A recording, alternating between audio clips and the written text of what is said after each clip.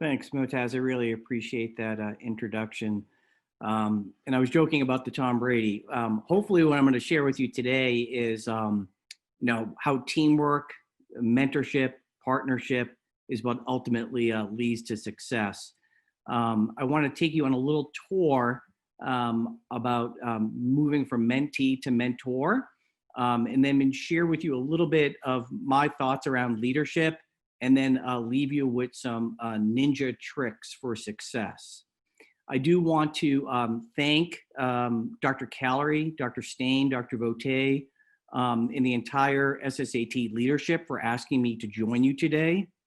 I can very fondly remember participating in this research conference myself many years ago, and it was a very inspirational event, having met the SSAT leaders at that time, and really began my long relationship with the wonderful association, the SSAT, and I implore you to stay involved with this great society. So talking about mentorship, and we all know that mentorship is just so absolutely important. And I really do think everything I talk about is team, right? We want to be not about winning games, we want to be about winning championships. And I firmly believe that individuals win games, teams win championships. And as surgeons and as leaders, we want to have impact on our patients, impact on society, impact on the way healthcare is delivered, and impact on one another. Change the way that we are as people so we can fully be actualized and be the best individuals that we can be. And I believe that this happens when you have successful relationships, and within the academic setting that largely revolves around having a successful mentor and mentee relationship. There are many different mentors and many different mentor types that one can have. There's the kind of parent mentor, if you will. This is kind of a dyadic relationship between perhaps someone who's kind of like a mother or father figure, someone who's been a role model to you and has connections and power. And perhaps this is if you're a medical student with a senior resident or fellow. And if you're a resident or fellow, this is with a faculty member that's in the department who is very hands-on and helping you with your research projects like we heard today. There are other mentors like the Godfather, if you will. This is someone who's usually very powerful or connected. It may be a chair or a dean or a leader of the SSAT that perhaps you're not on as friendly, personable terms with, but this person provides you a direction, helps set priorities for you, and provides help for you behind the scenes. It's also important to have co-mentors or peer mentors, like the big brother or sister. So, I always tell residents and fellows when you're looking at different programs, one of the most important things to look at are the residents who are already at that program, the fellows who are already at that program, because you can't underestimate the importance of peer mentoring and surrounding yourself with peers who will lift you up, who will help you and be able to share your lived experiences. These people may not have as much power or resources as the other type of mentors, the parent or the godfather, but they're there to share your struggles and help you learn together. And then the other important type of mentor, not to be overlooked, is the patron. This is someone who may be more distant, someone who's very successful and connected, who may come in and out of your life, who for no reason may just reach out to you and want to put you on a committee or help you get on an executive board. And usually it's someone who's very senior and is really looking for nothing in return. And you may not even have a long-term relationship with this person or know this person well, but they just float kind of in and out of your life. And I can definitely remember in my career having different patrons, people who I thought didn't even know I existed, who would just randomly email me over the course of my career and said, "Hey, Tim, I want to let you know that I recommended you for the editorial board on this journal," or "Hey, Tim, I want to let you know I recommended you for this committee." So it's extremely important to not only foster mentors, but also to identify sponsorship. Someone who will help you obtain public support, usually an influential person who will open doors for you. And, it's sad to say, but it's true, getting ahead in academics just isn't about hard work and publishing. Lots of people work hard. I always tell people, a hamster in a wheel is working hard, right? Ain't going anywhere, but it's working hard, right? So there's people who work hard and go places, and then there's people who work hard and don't go places. And most of us want to be people who work hard and do go places. So that's why it's important to surround yourself with mentors and sponsors, because sometimes your work doesn't speak for itself, and you need other people especially when you're junior, to have your back and to stand up and speak for you and help identify why you are talented and why you are someone that other people should be on the lookout for, who understands your values and your potential and will work to create opportunities for you. So how do you find good mentors? Well, I think you need to look for a number of different things. I think most importantly is someone who is very honest and transparent, who doesn't have hidden agendas, if you will. Someone who can commit time for you, because in order to develop a relationship, you have to have time. You need to have face time, and this person needs to prioritize you in their academic life and even in their personal life sometimes. The person has to be motivational and inspirational. And it has to be someone who's really going to be looking out for you. I tell people that, we have to ask sometimes, like, who are we throwing the party for? Am I throwing this party for myself, or am I throwing this party for you? And is this about my success, or is this about your success? And are you going to identify a mentor who is going to help you identify your priorities, what you are inspired to do, and then help you achieve your success as you define it, rather than defining their success? And then someone who will help you with course corrections on the way. Mentors need to be generous in many different ways. As I mentioned, generosity of time is probably one of the most important things. It's also probably one of the most difficult things. And this is one of my pet peeves. Everyone says they're busy. Everyone's busy. Come to find out, nobody's in their office like eating bonbons, right? So, you need to find people who are busy, but can actually, utilize their time in efficient and effective ways such that they will prioritize you. No one has enough time. I've never met a faculty member who says, gosh, I got so much time on my hands, I don't know what to do. So we know it's a precious commodity, but you need to find the person who's going to use this precious commodity so they can focus on you. And you have to remember as a mentee that this is very precious. Time that we as mentors give to you as mentees, that's time we're taking away sometimes from ourselves, our own maybe exercise, or our families. And so you need to respond appropriately and live up to your part of the bargain. The other thing to keep in mind is that, as one becomes more senior, sometimes our time gets less and less. I've found paradoxically as I've moved along in my career, I have more bosses. I work for more people, not fewer people. And sometimes that assistant professor who's flying a little bit off the radar was going to have more time for you. So sometimes as junior people, we look for very senior people. Oh, I want, Dr. Calorie or Dr. Rote or Dr. Pawlik to be my mentor. But sometimes those are the people who have the least time because they're trying to run organizations, they're trying to run departments, they're trying to run big clinical programs. So make sure you have a balanced portfolio and engage assistant professors who are hungry and will partner with you to make you a success. The thing that should happen over time is that as one gets older, it should become less about me and more about you. I tell assistant professors that, there's some virtue in selfishness when you're an assistant professor. You need to focus on yourself. You need to build your own reputation, your own portfolio, establish your career. But as you move along, if someone's a full professor or chair of the Department of Surgery and they're still making it about themselves, then you have hooked your wagon to the wrong set of horses. When someone is senior like this, they have to clearly demonstrate that this is about you and not about me. And my success is the light that is reflected off my faculty and my mentees. It's not the light that is directly shown upon me, but rather it is the individuals that I surround myself with. And that's what you have to make sure when you're identifying senior mentors.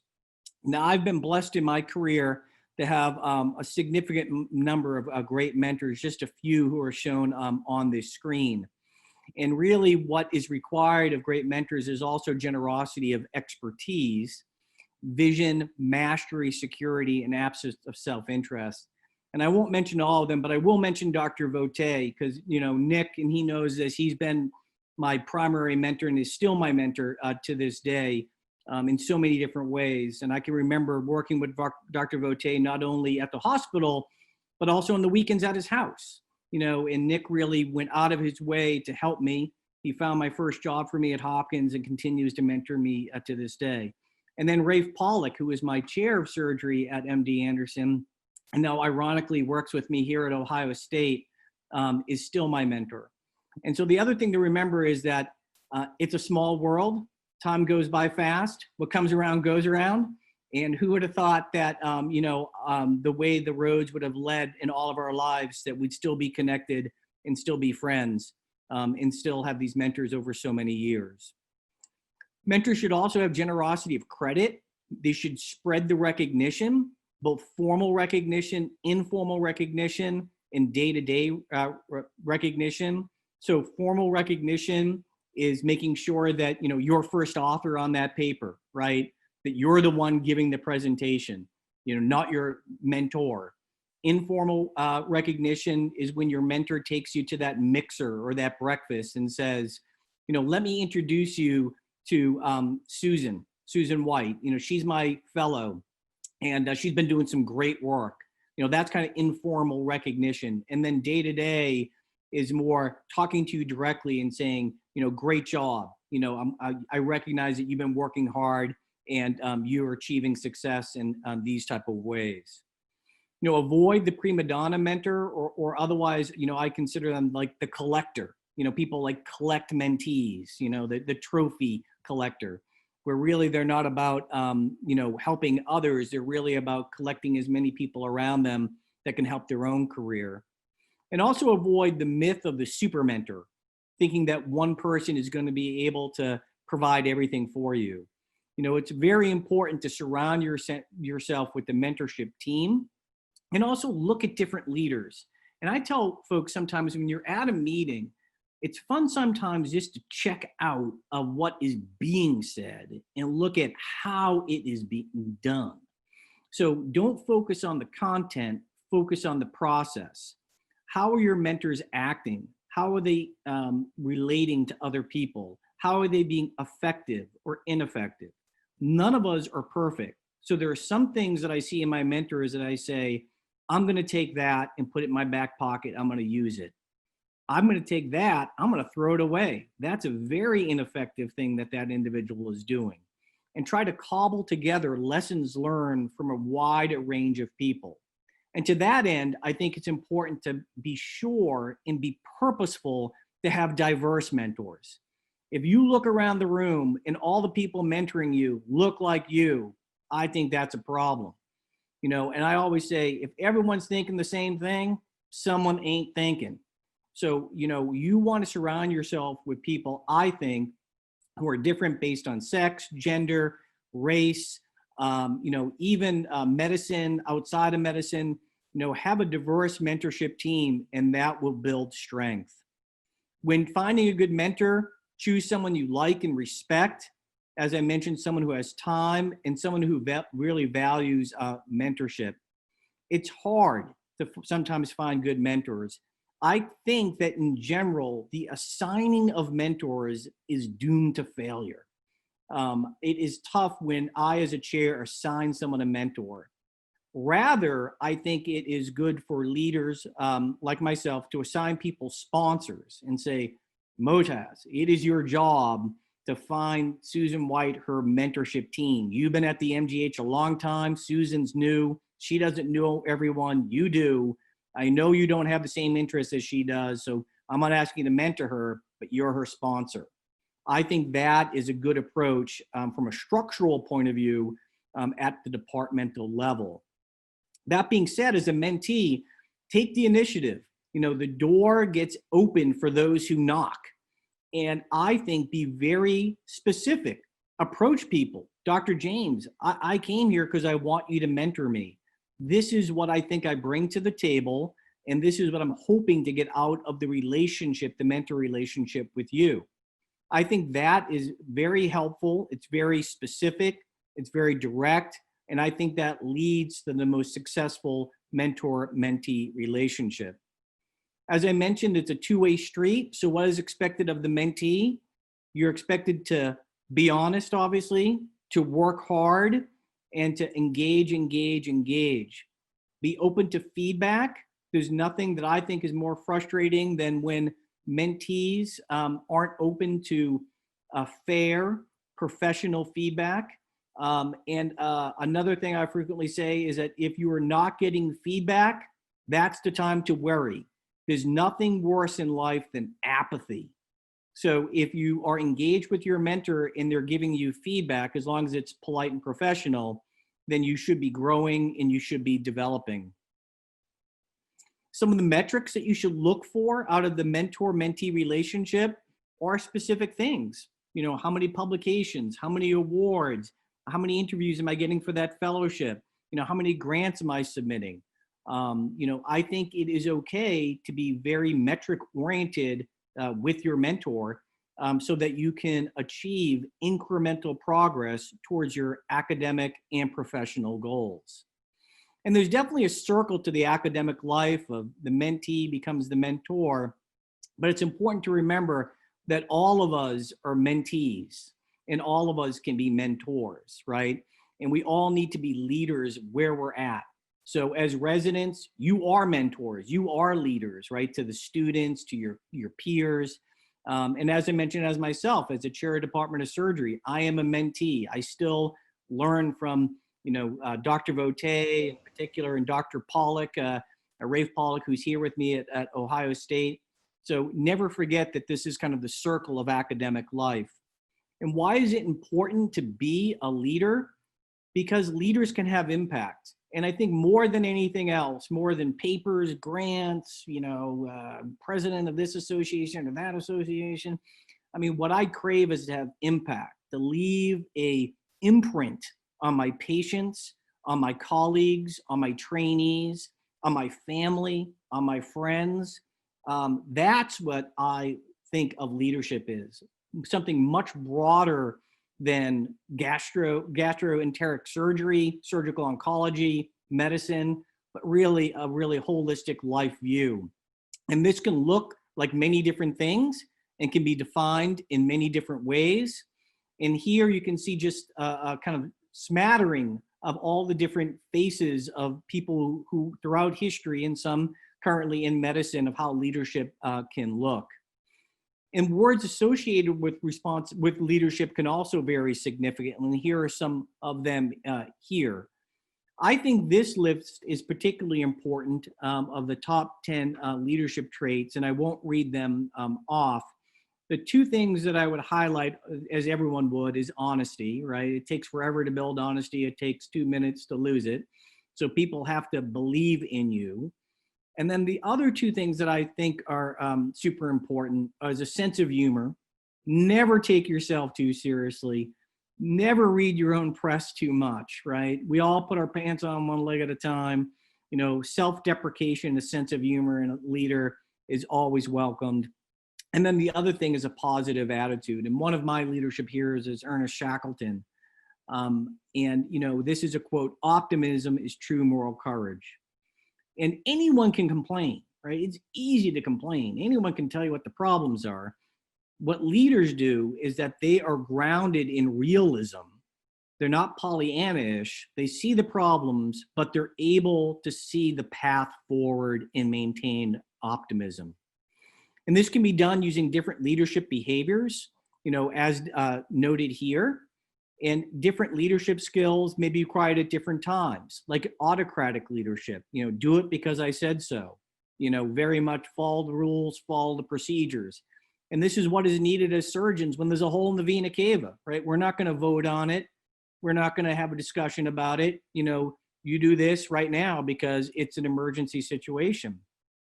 There's also democratic leadership, keeping everyone informed, making sure all the stakeholders have some say and shared responsibility.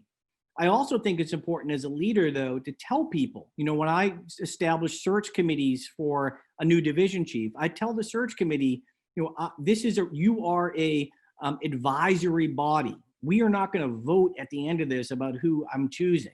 I am going to listen to you, but at the end, I'm going to decide based on your input.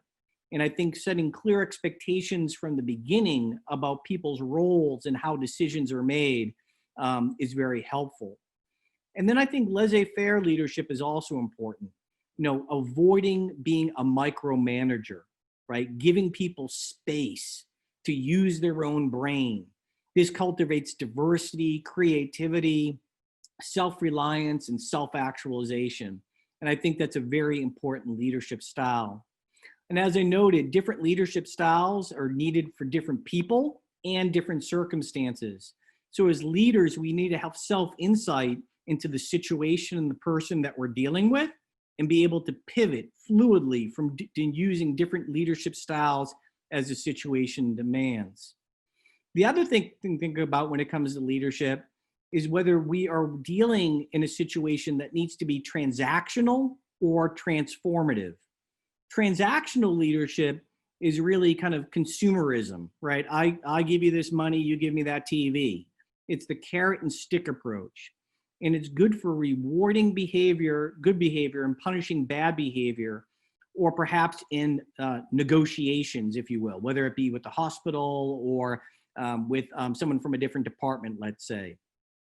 However, I would argue that most of our time we'd want to spend in the transformative leadership space that's more focused on collective values and principles, questioning underlying assumptions, and fostering deep personal growth, providing people feedback, looking at them holistically, not as widgets or as pieces on a chessboard to be moved around, but really as members of our team that we're looking to grow with, to mentor, and to collectively succeed. The other pitfall that I see in leadership sometimes is that leaders sometimes can focus too much on being managers. And it's important to understand that management is different than leadership. Managers get the job done. They organize the work. They measure things and they move things along. Managers are incredibly important.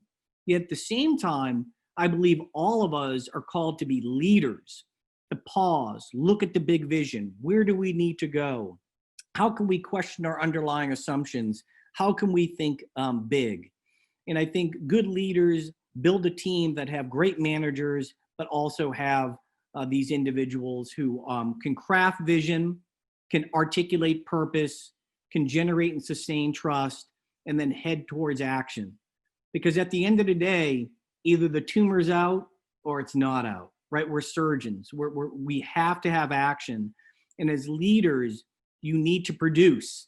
There is only so long that people will believe in the vision if the vision does not materialize, because then it becomes an illusion. So to be a good leader, I would ask that all of us need to really focus on ourselves and be aware of our leadership shadow. What shadow do we cast that we're not even perhaps aware of? And how can we be a role model to others and build a team such that the collective shadow of the team achieves things that none of us could achieve on our own? And I think to do this, leaders need to spend probably 50% of their time leading yourself. If you can't lead yourself, how are you going to lead anybody else, right? So I think that, it is important for individuals to put aside time on their schedule, like block it out, about what are you going to do to focus on your own principles, leadership growth, and conduct. Spend 20% of the time leading those with authority over you, so kind of like managing up, if you will, and then only 30% of your time managing the people that you think are your direct reports.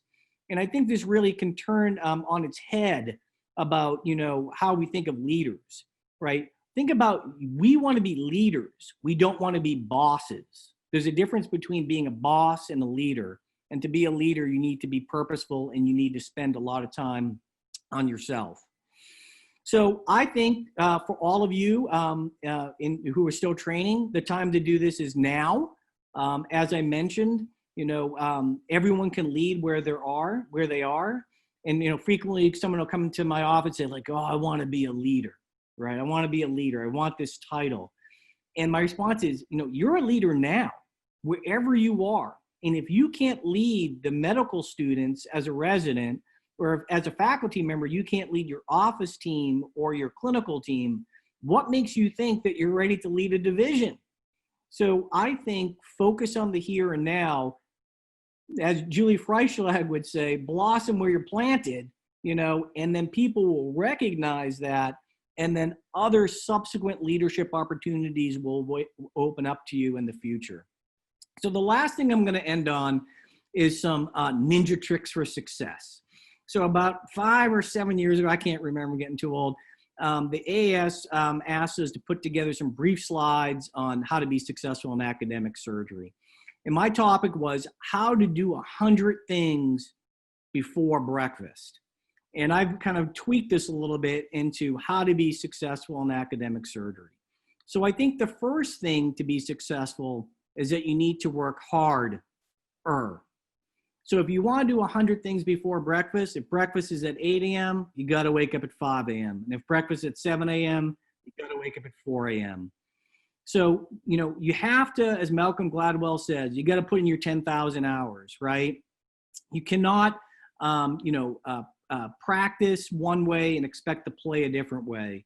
And I think whether we like it or not, a lot of this is just how bad you want it, how much blood, sweat, and tears you're willing to sacrifice to get what you want.